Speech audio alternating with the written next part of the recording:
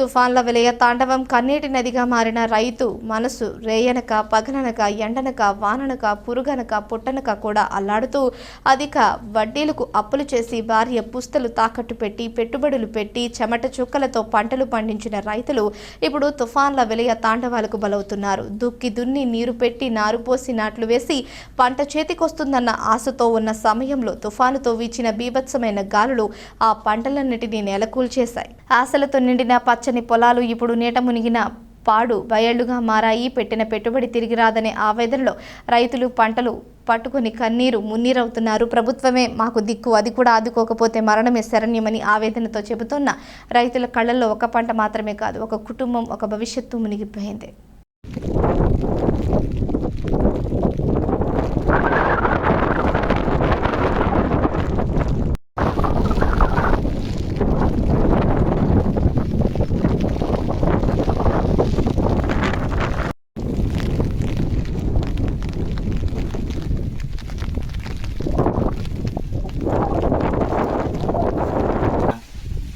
మాకేమన్నా అట్లా ఎకరానికి ఏదో 10,000 ఏమన్నా ఇస్తే ఏమన్నా కొద్ది గొప్ప 10 రోజులు ఉంటే ఒకరికి కోతకు వచ్చేది. నోటికాడ పంట ఆగమైపోయింది, 100 ఎకరాలు పోయింది.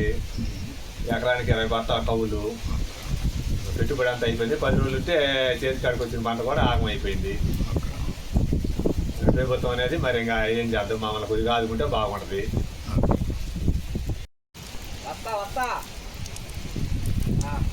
ఇది కాదు నువ్వు తీయాల్సింది బాగానే ఉందా.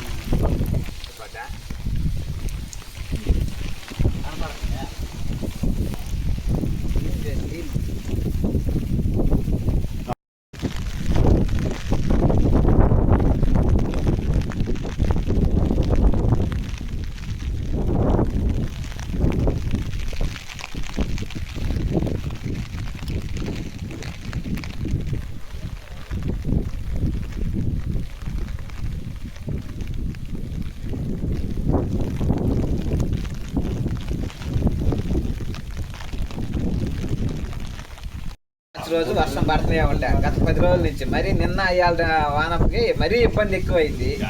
గాలి పూర్తిగా నేల గరుచుకున్నాయి పంట పొలాలు. అది ఇప్పుడు మామూలు ఎకరానికి 40 బస్తాలు వచ్చాయని కనుక 5 బస్తాలు కూడా రావు ఇవాళ ఉన్న పరిస్థితులను బట్టి. అది కవులు గట్టని కుదరదు, పురుగు మందులు పెట్టుబడులు అన్నీ అయిపోయినాయి. ఏం లేదు, 10 రోజుల్లో వరి కోసుకునే టైం. అలాంటప్పుడు ఇప్పుడు పూర్తిగా నేల గరుచుకున్నాయి. మా పరిస్థితి 50,000, ఎకరానికి 5,000 నాట్లు, ఇవన్నీ మళ్ళీ రేపు ఇన్ని దండగలు కోత కోసినా కానీ ఆ మిషన్ ఖర్చులకు కూడా రావు. కోత కోసినా కానీ దండగా కానీ కొయ్యాలి. అది కోసినా మిషన్ ఖర్చులు రావు. గంటకి 2,000 3,000 వాళ్ళు అంటారు. ఈ గంటకి 3 గంటలు 5 గంటలు పట్టుద్ది ఎకరం, 15,000 అయింది. 10 బస్తాలు అయితే ఇంకా కోస్తే దానికి కూడా చాలు. ఇవన్నీ దండగలే. వాళ్ళు కూడా మరి వస్తారో రారో తెలియదు కదా, అది గవర్నమెంటే చూసుకోవాలి ఆ వ్యవహారం అంతా.